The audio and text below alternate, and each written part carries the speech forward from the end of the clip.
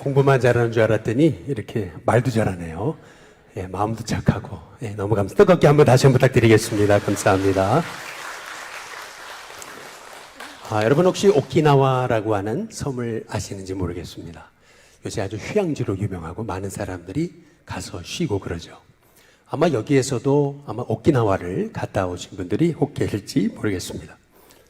오늘날의 이 오키나와라고 하는 섬은 한 140여 개의 인근 섬들이 모여가지고 본래는 류큐라고 하는 왕국을 이루었던 나라였습니다.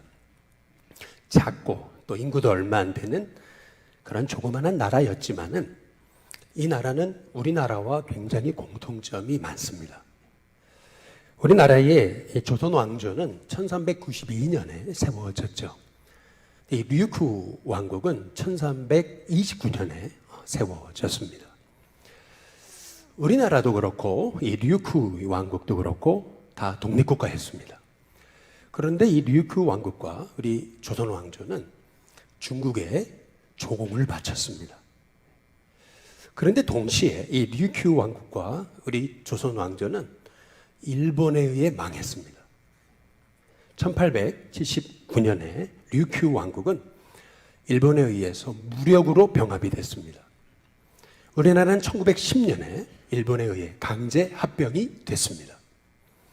너무나 우리나라와 이 오키나와는 굉장한 공통점을 가지고 있는 나라에도 불구하고 아주 명확한, 아주 결정적인 차이점이 있습니다.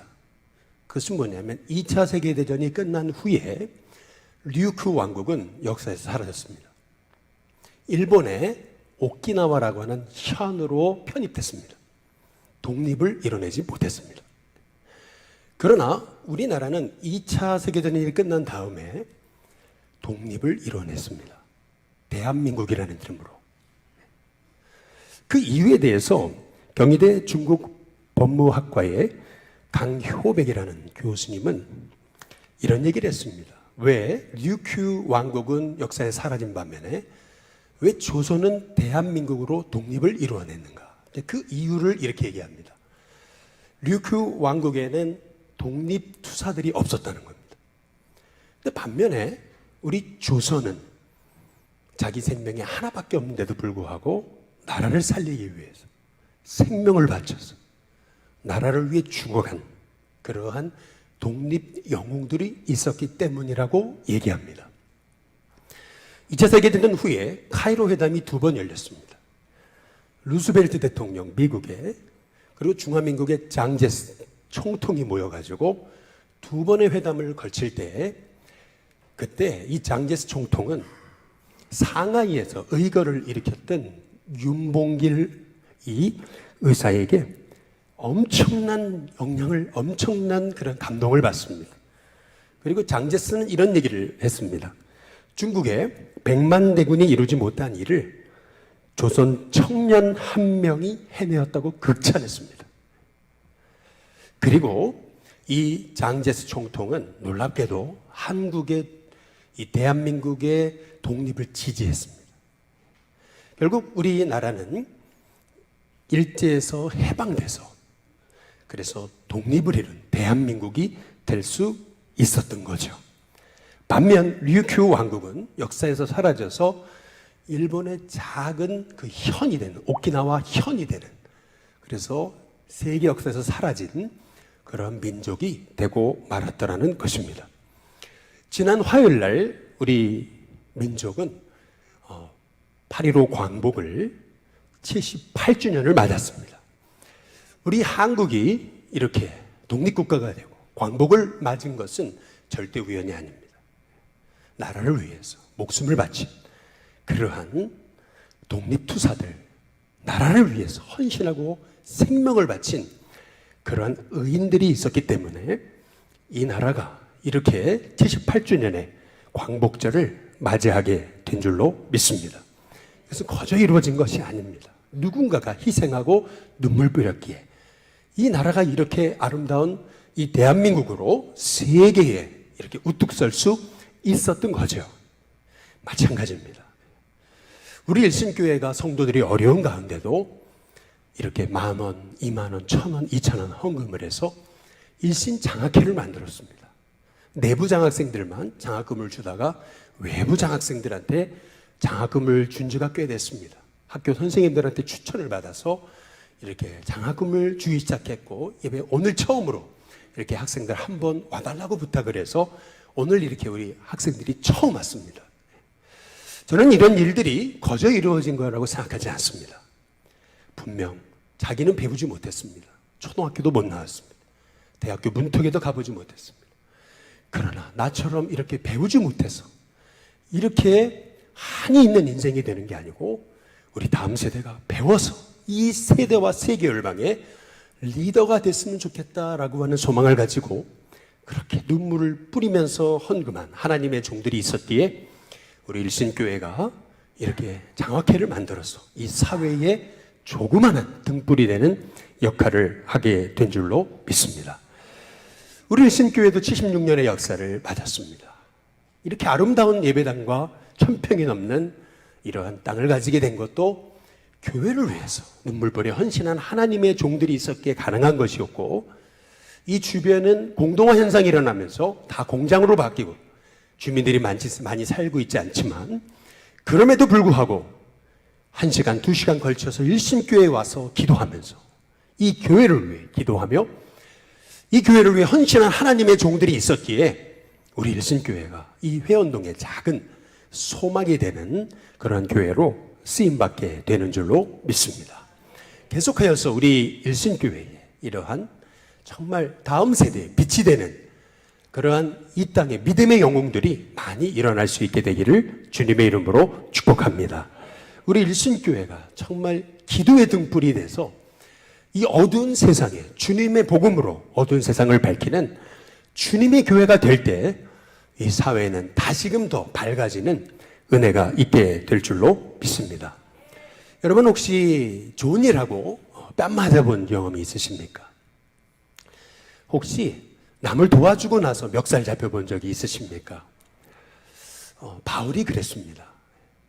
빌립보라고 하는 마케도냐의 유럽의 그 첫성이라고 불리는 그곳에서 귀신 들린 한 여종이 얼마나 점을 잘 봤는지, 이 귀신 들린 여종으로 인해서 그 주인들이 떼돈을 벌었습니다. 바울은 여러 날 괴로워하다가 이 귀신 들린 여종에 붙었던 귀신에게 예수님의 이름으로 명하노니 귀신아 떠나가라 선포했습니다. 근데 그때 귀신이 떠났습니다. 이 귀신 들린 여종에게서 귀신이 떠났다는 얘기는 뭘 의미하는 거냐면, 이 여자가 다시는 점을 못 치게 됐다는 얘기입니다. 이제 돈벌이가 사라졌습니다. 이 아이를, 귀신 들린 아이를 이용해서 떼돈을 벌던 이 주인들이 벌떼같이 일어난 거죠. 그래서 바울과 그의 일행을 향해서 이렇게 얘기했습니다. 저들은 이 도시를 혼란하게 하는 그러한 아주 불순분자로서 로마의 이 풍속을 해치는 자다, 이렇게 사람들을 선동하기 시작했던 거죠. 여러분, 로마의 풍속이 귀신 들리는 아이를 이용해서 점쳐주는 게 로마의 풍속입니까? 아니잖아요. 그럼에도 불구하고 오늘 사도행전에 16장 22절에 보니까 이렇게 얘기합니다. 무리가 일제히 일어났다 했습니다. 고발했다 했습니다. 상관들이 옷을 찢어 벗기고 바울에게, 그리고 매로 막 치라고 명령을 했습니다.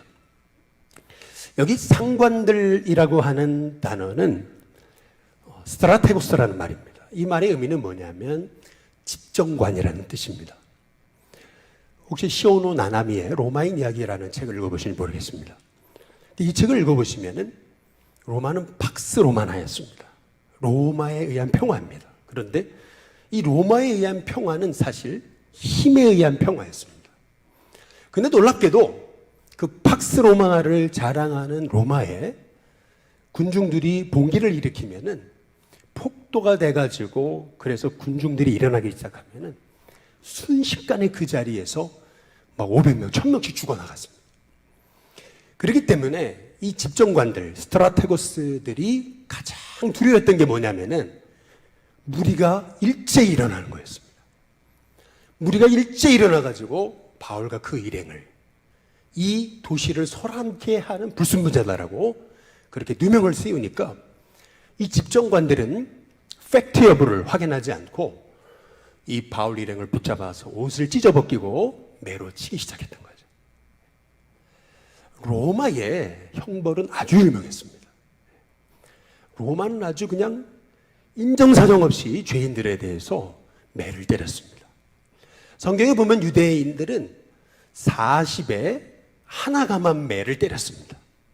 그 이유는 뭐냐면은 인간은 하나님의 형상으로 지어진 존재이기 때문에 40대 이상 때리면은 이거는 인간을 개패듯이 패는 겁니다. 사람이 죽는다는 걸 알았습니다. 그렇기 때문에 유대인들은 하나님의 말씀에 순종하고자 40에 하나가만 매, 다시 말해 39대까지 때리고 멈췄습니다. 여러분, 멈춘다는 것은 하나님 말씀에 순종한다는 의미입니다. 그런데 이방인들은 아니었습니다. 그들은 인정사정 없이 이 바울과 이 실라, 이 바울의 일행들을 때리기 시작했던 거죠. 오늘 성경의 사도행전 16장 23절, 24절에 보면 이렇게 보면 많이 친 후에, 여기 많이라고 하는 단어에서 이 바울과 실라를 인정사정 없이 때렸음을 성경이 말하고 있는 겁니다. 그리고 옥에 가뒀습니다. 그 옥이 어디냐면은 깊은 옥이라 그랬습니다. 로마에는 세 종류의 감옥이 있었습니다. 창밖을 내다볼 수 있는 1층에 있는 감옥이 있고, 창문이 없이 그냥 내부에만, 밖에만 이렇게 창문이 있는 감옥이 있었고, 그리고 지하에 아무런 빛이 들어오지 않는 칠흑 같은 어둠과 같은 감옥이 있었습니다.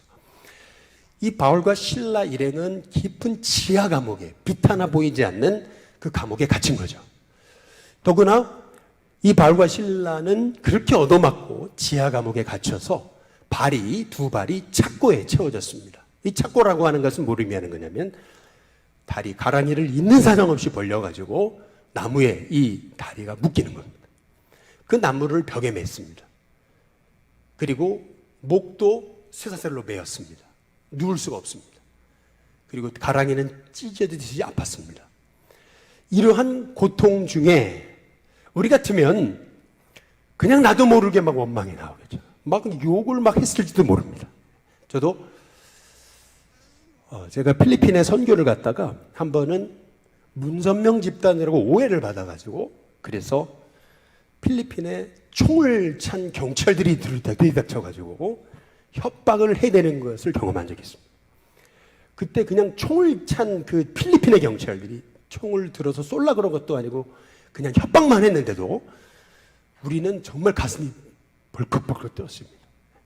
그런데 이 사도 바울과 실라 일행은 단순히 협박만 받은 게 아니고 정말 죽도록 맞고 감옥에 갇혀지고 그리고 착고에 몸이 메어졌습니다. 이쯤 되면은 누구나 다 절망할 겁니다. 누구나 다 원망할 겁니다. 그런데 놀랍게도 이 사도 바울과 실라는 뜻밖의 모습을 보여주었던 거죠. 사도행전 16장 25절에 보면 한밤중에 그랬습니다. 그 한밤중에 바울과 실라가 기도했다 그랬습니다.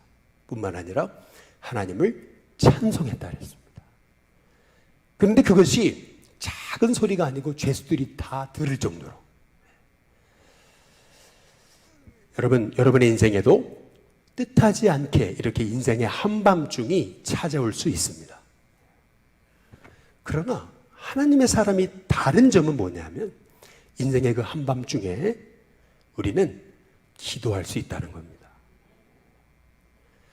이 바울과 실라가 한밤중에도 기도했기 때문에 그들은 원망하지 않고 하나님을 찬송할 수가 있었습니다. 여기서 찬송했다는 말은 하나님께 기도하다 보니까 여기에도 하나님의 계획이 있겠지라고 하나님을 신뢰하기 시작했고, 하나님을 신뢰하기 시작하니까 그들의 입술에서 감사가 우러나왔음을 성경이 말하고 있는 겁니다. 여러분, 미우라 아야코라고 하는 일본이 자랑하는 기독교 여류 작가가 있죠. 이 미우라 아야코는 20대에 당시에는 불치병으로 여겨진 폐결핵을 앓았습니다. 그리고 이 결핵균이 이 척추 속에 들어가 가지고 척추 카리에스라고 하는 병을 앓고 13년을 요양원에 누워 있었습니다. 이 결핵균으로 인해서 복막염이 걸리고 수많은 병으로 이 미우라야고는 고통당해 했습니다. 인생의 말년에는 직장암에 걸렸습니다. 그리고 파킨슨에 걸렸습니다. 이쯤 되면은 하나님 원망하고도 남죠. 그런데 미우라야고는 그런 얘기를 합니다. 병이 내게서 앗아간 것은 유일하게 내 건강이라는 겁니다. 그러나 이 병 때문에 자기는 예수님을 만났다는 겁니다. 나의 인생의 진정한 생명이 되시고 위로자 되신 예수님을 만났다는 겁니다. 더 놀라운 것은 이 병을 통해서 나는 진짜 나의 인생의 동반자인 믿음의 사람, 남편을 만나게 됐다는 거죠. 여러분 아마 잘 아실 텐데 그 미우라 아야코가 쓴 세계적인 책 빙점이라는 소설이 있습니다. 이 빙점이 어떻게 쓰여지게 된 거냐면 이 미우라 아야코가 쓴 이 질그릇에도라는 책이 있습니다. 이 책에 보면 이런 얘기가 나옵니다. 자기 남편이 수술을 하게 됐어요. 남편이 공무원인데 돈이 별로 없어요. 쪼들렸어요. 그래서 미우라 아야코는 조그마한 잡화점을 열었습니다. 뭐 이렇게 마을이 별로 이렇게 형성되지 않은 곳에 잡화점을 열었었는데 이제 막 집들이 생기면서 잡화점이 하나니까 그러니까 너무 잡화점이 잘 된 겁니다. 매일 그냥 트럭으로 물건을 실어 왔어야 될 정도로 한 18평 정도 되는 그 잡화점은 물건이 너무 불티나게 팔렸던 거죠. 근데 그러던 어느 날 그 자기 잡화점 옆에 또 하나의 잡화점이 생겼습니다. 근데 이 잡화점은 부부가 하는데 아이들도 있었습니다. 그 집에는. 어느 날 남편이 이 미우라 아야코에게 얘기한 거죠. 여보, 너무 그렇게 우리 잡화점에 물건을 많이 갖다 놓지 마. 왜냐하면 옆집은 아이들도 있고 먹고 살아야 되잖아. 우리만 잘 되면 어떡하겠냐. 진정한 이웃사랑은 이웃을 배려하는 거지. 아니 너무 마음도 야속하고 이제 그랬던 거죠. 남과 이렇게 경쟁하는 걸 좋아하지 않는 자신이지만 그래도 내 사업이 잘 되는 걸 하나님이 싫어하지 않으실 텐데 한 6개월 정도 남편이 그렇게 좀 물건을 줄여라 라고 얘기했지만 그래도 물건을 줄이지 않았다는 거예요. 오히려 그 중에 자기 사촌오빠가 찾아왔는데 사촌오빠가 말하기를 뭐라 하냐면 미우라 아야코야 술을 팔면 돈을 더 번대. 술을 팔면 진짜 우리는 너는 부자 될 수 있어. 근데 술을 팔려면 라이센스가 있어요. 라이센스를 따고 남편한테 얘기했다는 거예요. 여보, 우리 술 팔면 안 될까? 그때 남편은 얘기했다는 거예요. 여보, 나는 여보가 이 잡화점에서 물건 하나도 못 팔아도 좋아. 나는 당신이 이 예수님을 진짜 중심으로 사랑하는 사람이 됐으면 좋겠어. 그 얘기를 듣고요. 이 미우라 아야코가요. 남편의 권유대로 순종해서 물건을 덜 받기 시작한 거예요. 일부러 덜 받았어요. 술을 팔지 않았어요. 손님들이 오면은 그 물건은 옆집에 있어요. 옆집에 가시라고. 오히려 옆집을 소개해 줬어요. 그러면서 마음에 자유가 일어난 거예요. 시간이 생겼어요. 그러면서 쓰게 된 책이 하나님 사랑, 이웃 사랑을 얘기하고 있는 빙점이라는 소설이었다는 거죠. 그게 세계적인 소설이 될 줄은 아무도 생각하지 못했다는 겁니다. 여러분, 그리스도인들은 어떤 사람이냐면 세상 사람과 다르게 사는 사람입니다. 그러면 그리스도인이 세상 사람과 다르게 사는 비결이 어디 있겠습니까? 그것은 고난의 한밤중에도 우리가 기도하고 찬송하고 감사하는 겁니다. 여러분이 기도하고 찬송하고 감사할 수 없는 그 순간에 정말 기도하고 찬송하고 하나님께 감사하면은요, 하나님이 여러분을 보시고 감동하십니다. 저는 우리 일신교회 성도님들이요, 정말 하나님이 감동하시는 인생을 살아갈 수 있게 되시기를 주님의 이름으로 축복합니다.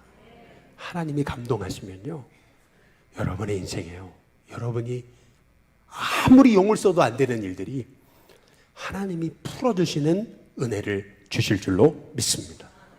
이 바울과 실라를 어떻게 풀어주시는 거냐면은 사도행전 16장 26절에 보니까 이 얘기를 했습니다. 찬송하고 기도하고 감사할 수 없는 그 순간, 그러나 그들은 찬송하고 기도했습니다. 그때 이에 갑자기 그랬습니다. 큰 지진이 나서 옥토가 막 움직이는데 문이 확 열려버렸습니다. 그리고 사람들의 매인 것들이 풀어졌습니다. 여러분, 이게 하나님이 개입하셨다는 것을 알 수 있는 건 뭐냐면, 빌립보는 AD 1000년에 큰 지진으로 망했습니다. 사라졌습니다. 지금도 빌립보 가보시면 사람 살지 않습니다. 원래 지진이 있던 곳입니다. 그런데 이 지진이 하나님이 개입하신 지진이라는 걸 어떻게 알 수 있는 거냐면은, 보통 지진이 나면요, 바울과 실라는 지하 감옥에 있었습니다. 그렇기 때문에 천장이 무너지면요, 거기 매몰되는 겁니다. 벌써 죽었습니다.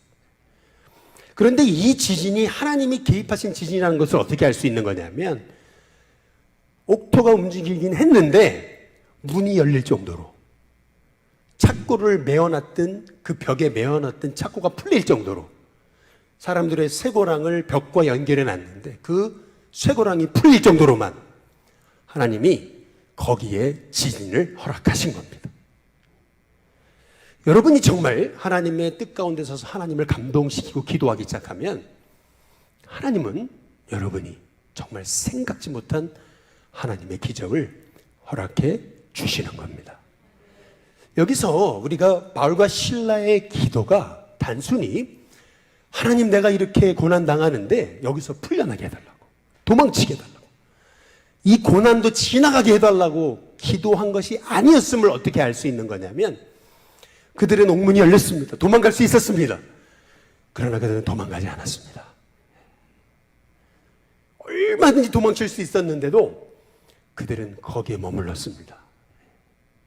이것이 보여주는 것은 뭐냐면, 바울과 실라가 그 한밤중에 기도한 기도의 내용은 뭐냐면, 이 어려움이 지나가게 해달라고, 여기서 도망치게 해달라고, 이 문제에서 벗어나게 해달라고 기도한 것이 아니고, 그들은 그 문제 가운데도 하나님을 찬양한 것임을 우리가 알 수 있는 겁니다. 도망쳐야 될 사람들이 도망치지 않고 거기 있으니까요. 이 간수는요, 이 죄수들이 도망친 줄 알고요, 자살하려고 했어요. 그런데 바울이 오히려 말리잖아요. 우리가 여기 있다고 말이죠. 그때 이 간수는요, 너무나 충격을 받습니다. 왜냐하면 바울이 왜 붙잡혀오는지 알잖아요. 그리고 어떻게 맞았는지 알잖아요. 그들이 어떻게 감옥에 들어갔고 그들이 그 감옥에서 무엇을 위해 기도했는지 알고 있었잖아요. 다 들었잖아요.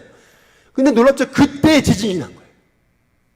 그때 이 간수는요, 도망칠 줄 알았던 사람들이 도망치지 않고 거기 있는 모습을 보면서 충격받은 거죠. 이 바울과 실라의 모습을 보고, 아, 하나님은 살아계시구나. 바울이 간수에게 예수 믿으시라고 한 게 아니고, 오늘 오히려 거꾸로, 오늘 말씀 사도행전 16장 30절에 보면은 이 간수가 바울과 실라를 데리고 오히려 나갑니다. 그러면서, 선생들이여, 내가 어떻게 해야 구원을 받을 수 있겠습니까? 당신들이 믿는 하나님, 제가 어떻게 믿을 수 있겠습니까? 여러분, 저와 여러분이요, 하나님의 뜻 가운데 서 있으면 하나님 오늘도 여러분의 삶에 여러분이 생각지 못하는 하나님 살아계심의 역사를 여러분의 삶 속에 나타내 주실 줄로 믿습니다. 그때 이제 바울이 얘기하죠. 그게 기독교에서 너무나 중요한 이 말씀입니다. 사도행전 16장 31절인데요. 우리 같이 한번 읽어보겠습니다. 함께 있습니다. 시작. 이르되 주 예수를 믿으라. 그리하면 너와 내 집이 구원을 받으리라. 주 예수를 믿으라. 그러면 너와 그리고 내 집이 구원을 받으리라. 아까 우리 문성호 형제가 간증을 했습니다. 벌써 성호 형제를 만난 지 한 10년쯤 된 것 같아요. 근데 만나게 된 계기는 실은 우리 삼여선교회에서 우리 박성배 권사님 회장이실 때 저에게 찾아오셔가지고 지역사회에 정말 성실하고 모범적인 학생 중에서 장학금을 좀 주고 싶은데 좀 소개해달라고. 제가 뭐 아는 사람이 있어야죠. 그래서 주민센터에다 전화를 해가지고 한 친구만 소개해달라 그랬더니 주민센터의 사회복지를 담당하고 있는 팀장님이 저한테 연락이 오셔서 이런 청년이 있는데 조금 일신교회에서 장학금을 줄 수 있느냐. 그렇게 해서 시작된 겁니다. 저는 삼려선교회가 조금 하고 말 줄 알았습니다. 근데 놀랍게도 삼려선교회가 꾸준히 성호 형제를 위해서 후원했습니다. 참 놀랍죠.